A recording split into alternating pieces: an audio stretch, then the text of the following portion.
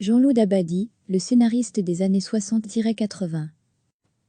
Les choses de la vie et la chanson d'Hélène, artiste populaire aux multiples talents. Jean-Loup Dabadi, décédé à l'âge de 81 ans, aura bâti en une trentaine de films et quelques centaines de chansons, un univers tendre et nostalgique, qui colle à la mémoire des Français. Il fait figure de parolier national des années 60-80. César et Rosalie, tous les bateaux, tous les oiseaux, c'est lui. Les choses de la vie, ma préférence, on ira tous au paradis, c'est encore lui. À écouter aussi, l'interview de Jean-Loup Dabadi par Pascal Gauffo, les paroles de la chanson d'Hélène, qui a été beaucoup réécoutée à l'occasion de la disparition de Michel Piccoli, était signée Jean-Loup Dabadi. Cheveux blancs soigneusement ordonnés, sourire éclatant, Dabadi, parolier et scénariste, écrivain et journaliste, promenait depuis les années 1960 sa silhouette de dandy dans le paysage culturel. Auteur-musicien pour Julien Clerc, romancier du cinéma pour François Truffaut, il pratiquait l'écriture et le rire sur commande sans céder sur la qualité. Né en 1938 à Paris, Jean-Loup Dabadi, dont le père fut aussi parolier, publiait son premier roman, Les yeux secs, à 19 ans. Il débutait alors dans le journalisme, collaborait à tel quel aux côtés de Philippe Solé et aurait pu devenir un auteur sérieux s'il n'avait expédié ses premiers sketchs, Paulette, le boxeur, à Guy Bedos durant son service militaire. Le succès fut immédiat, bientôt suivi par ses premiers tubes pour Serge Reggiani, Le Petit Garçon, ou Michel Polnareff, Ring-a-Ding. Depuis, ce fou de travail et de tennis, aux allures de dilettante, n'avait guère cessé en plus de 40 ans d'écrire chansons, scénarios ou pièces de théâtre. Au cinéma, son nom est associé aux films estampillés qualité française des années 1960 à 1980.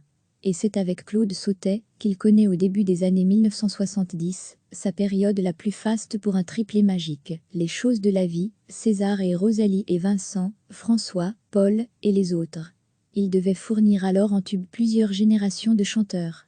Juliette Gréco, Yves Montand, Michel Sardou, avec là encore deux rencontres majeures. Michel Polnareff, pour lequel il écrivit un hymne au bonheur partagé, On ira tous au paradis, et Julien Clerc, avec qui il travaillera sur une dizaine d'albums, Le cœur trop grand pour moi, Femme, Je vous aime, Tiret.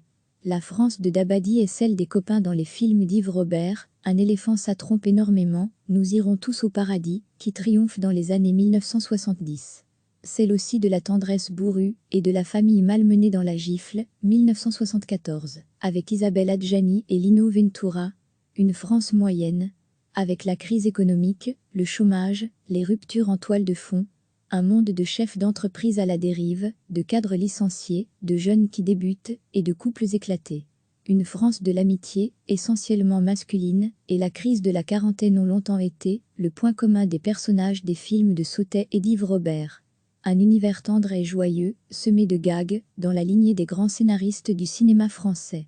Ses derniers succès au cinéma remontaient au début des années 1980. Jean-Loup Dabadi sembla ensuite moins en phase avec son époque. Le métier de scénariste doit se faire dans une ombre infinie, aimait dire ce discret qui ciselait ses répliques loin du tapage du show business.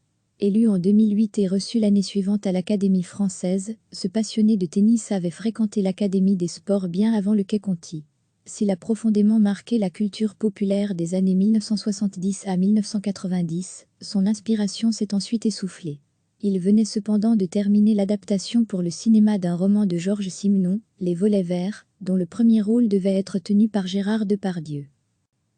Artiste populaire aux multiples talents, Jean-Loup Dabadi, décédé à l'âge de 81 ans, aura bâti en une trentaine de films et quelques centaines de chansons, un univers tendre et nostalgique, qui colle à la mémoire des Français. Il fait figure de parolier national des années 60-80.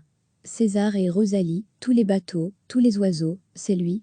Les choses de la vie, ma préférence, on ira tous au paradis, c'est encore lui. À écouter aussi, l'interview de Jean-Loup Dabadi par Pascal Gauffo. Les choses de la vie et la chanson d'Hélène, les paroles de la chanson d'Hélène, qui a été beaucoup réécoutée à l'occasion de la disparition de Michel Piccoli, étaient signées Jean-Loup Dabadi. Cheveux blancs soigneusement ordonnés, sourire éclatant, Dabadi, parolier et scénariste, écrivain et journaliste, promenait depuis les années 1960 sa silhouette de dandy dans le paysage culturel. Auteur-musicien pour Julien Clerc, romancier du cinéma pour François Truffaut, il pratiquait l'écriture et le rire sur commande sans céder sur la qualité. né en 1938 à Paris, Jean-Loup Dabadi, dont le père fut aussi parolier, publiait son premier roman, Les yeux secs, à 19 ans. Il débutait alors dans le journalisme, collaborait à tel quel aux côtés de Philippe Soulet, et aurait pu devenir un auteur sérieux s'il n'avait expédié ses premiers sketchs, Paulette, le boxeur, à Guy Bedos durant son service militaire. Le succès fut immédiat, bientôt suivi par ses premiers tubes pour Serge Reggiani, Le Petit Garçon, ou Michel Polnareff, Ringading. Michel Polnareff Ringading.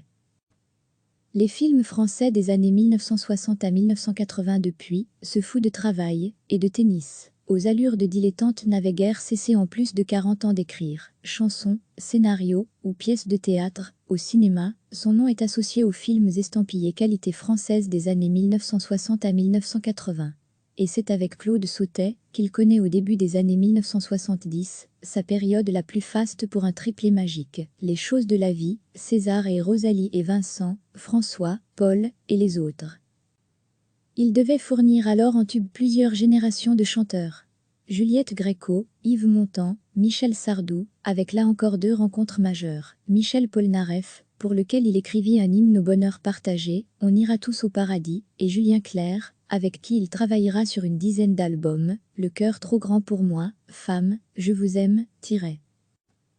La France de Dabadi est celle des copains dans les films d'Yves Robert, Un éléphant ça trompe énormément, Nous irons tous au paradis, qui triomphe dans les années 1970.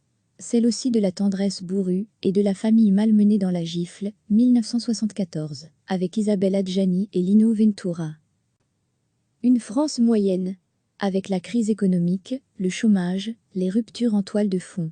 Un monde de chefs d'entreprise à la dérive, de cadres licenciés, de jeunes qui débutent, et de couples éclatés. Une France de l'amitié, essentiellement masculine, et la crise de la quarantaine ont longtemps été, le point commun des personnages des films de Sautet et d'Yves Robert.